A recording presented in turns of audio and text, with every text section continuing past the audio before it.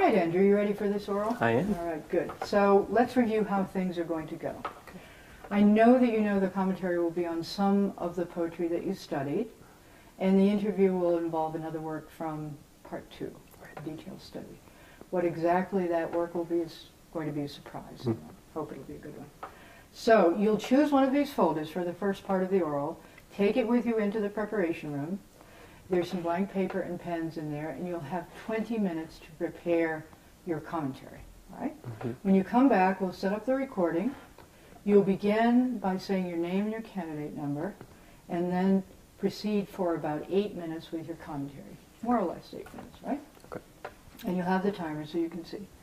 I'm required to follow up with some questions about your commentary. And then at about 10 or 11 minutes, we'll move on to the interview. And here I'll hope to give you some questions that will let you demonstrate how well you know that text. And we'll do that for about 10 minutes, 9 or 10 minutes. The oral will end after 20 minutes, whatever the distribution. There's a timer here to let you know where you are in the time frame. Okay, do you have any questions? No. Any problems? Nope. All right, so you choose a folder, go off to the preparation room. Christina will be supervising your preparation, and she'll bring you in when 20 minutes are up. Okay, great. Okay, so you ready? Yes, I choose this one. Okay. All right, good luck. Thank you.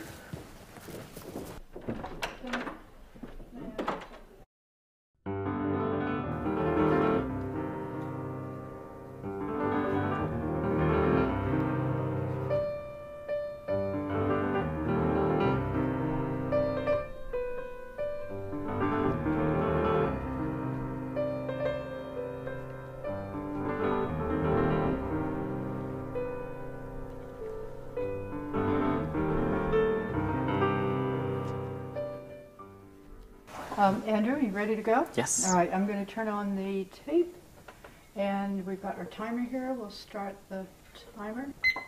Give your candidate number and your name, and then you can begin. Hello, my name is Mark Andrew Garner, and my candidate number is 0207033. And the poem that I will be doing an oral commentary on is The Weary Blues by James Mercer Langston Hughes, who is also known just plainly as Langston Hughes. And I think it's important to note the context of this poem, which Langston Hughes had written in the 1920s, which was before the civil rights movements of the 1950s and 1960s. It was during the Harlem Renaissance, and the Harlem Renaissance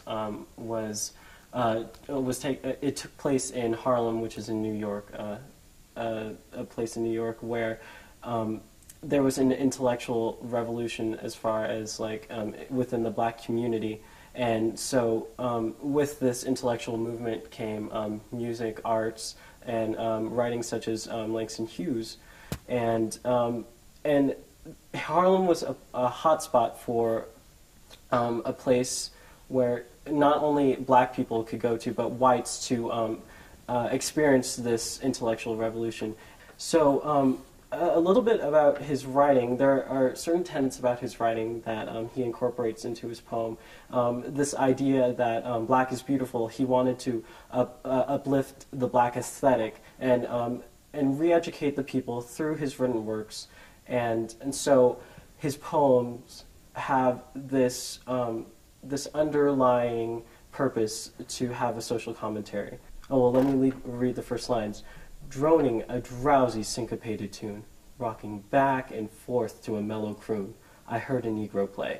So the speaker is looking on this Negro playing at this, in the next line, down on Lenox Avenue the other night. So Lenox Avenue was the main street in Harlem, and so it sets up the context of where this onlooker is at. This detached speaker also is indicative of another tenet of Langston Hughes' works, which is having black writers be objective to the work, but not fleeing and running or hiding, but rather confronting the social atmosphere of the time. On line 5, we have really great imagery by the pale, dull pallor of an old gas light. And then we have repetition after in the 6th and 7th line. He did a lazy sway. He did a lazy sway. And this repetition is sort of to allude to the fact that as far as commenting on the social atmosphere of the time, it was monotonous, and so it was sort of this repetition just echoes that monotony, and that guess what? This is what we had to go through. And in line 10, line 9, we can't miss that. With his ebony hands on each ivory key, the imagery of ebony versus ivory, it gives the audience that the impression that the ebony hands accepting the ivory key, which is that social commentary playing again. And so, in line 10, there is assonance along with alliteration to bring about the imagery yet again. He made that poor piano moan with melody. So with the repetition of the P's and the M's and the O's, we can see and we can hear that piano moaning.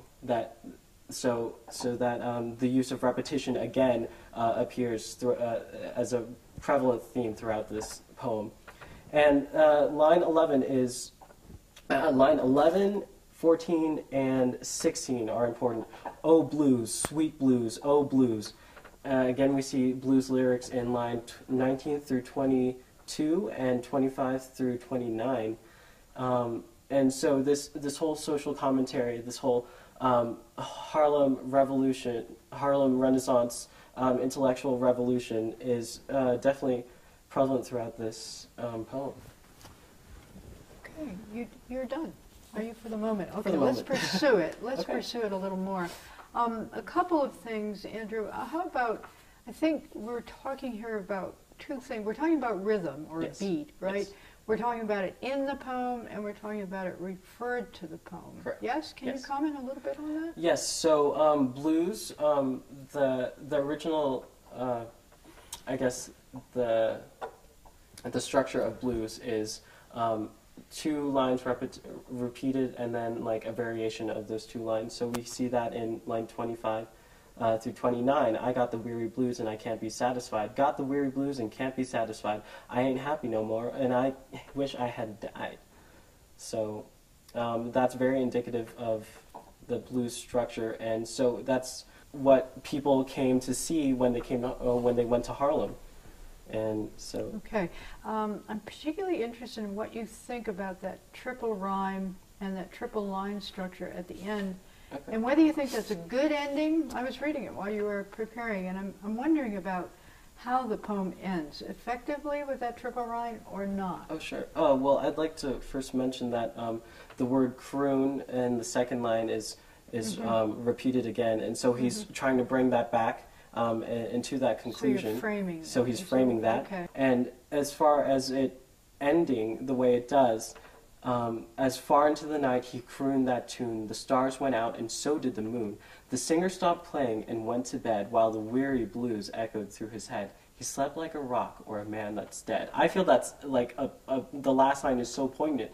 He slept like a rock or a man that's dead. So inanimate objects, basically. So it brings about the connotation of enervation, that enervation that they felt about being so oppressed. I mean, like, he was writing during the 1920s where black was demoted and the black population was oppressed, and so that echoes that.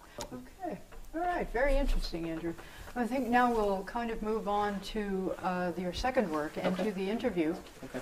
And guess what? It's going to be on running in the family. Oh, So, okay. are you happy about that? Yeah. All right. Okay. So, first of all, let's start with a kind of a wide angle lens, perhaps, on the text. And can you categorize this text in any way? Does it have any generic coherence? Can you say, oh, this is A, or this is A, or whatever? Well, you can definitely say that the book is about his family, running in the family. So, I mean, the title just gives it away. And you could say that it's a memoir. However, it's unconventional in the sense that he includes poetry and he includes epigraphs that that just don't really fit with an initial reader's expectations of just plain narrative about your family stories and whatnot. He includes that, but he also includes pictures and those epigraphs and those unconventional aspects that you don't really expect. So what are you going to call it? A book? A book that is a family memoir. So. Oh, okay. What about Sri Lankan aspects that are very vividly described? We know that a lot of the critics have really praised the book because it so vividly and so vivaciously presents the culture of Sri Lanka. What do you think about that question? As far as Sri Lanka, he even refers to it as Ceylon. So in that aspect, he tries to put the reader in the context of when these events were happening, when it was happening to his parents and his family members. One of the images that runs throughout the book, I feel, is the issue of rain and monsoons, and he mentions that throughout the whole book. He ends the book with all this Beethoven and rain. So images such as those, like, you can definitely grasp and hold on to, and definitely see Sri Lanka through his family interaction with those. I tend to read the text as a kind of search for the father, and I don't know how you feel about that. Do you see that in there? You're quite free to disagree, but do you see that kind of line in the text? Oh, well, I see where you could see that, but as far as it just being solely on his father, I mean, I would like to disagree because I'm sorry, but I love mentioning Lala because the Passions of Lala is probably the longest chapter throughout the whole book. So you think she overrides, his memory of his grandmother overrides of his father? I feel like he has a sort of resentment towards his father because of his drinking problem and whatnot, so he mentions it as an important aspect, but not so much. So, I mean, I don't think it's just solely centered on his father. It's just his whole family. The whole range of his family. Okay. Yeah. And maybe one more thought about it. A lot of the students seemed very attracted to the chapter called Tabulae Asiae. Do you remember that chapter? Yes. Do you remember what might be the cause of that fascination? I believe what was being described in that chapter was the maps on his father's or his brother's. How did he respond to those? With fascination, that chapter was placed at the beginning because it showed him wanting to go back to Asia and go back to Sri Lanka. So. Okay. Is there anything else, any specific thing? You have about 3 seconds that you'd like to say about Running in the Family? Did you like it? I loved it. Okay. So. There we are. We got through that, all right?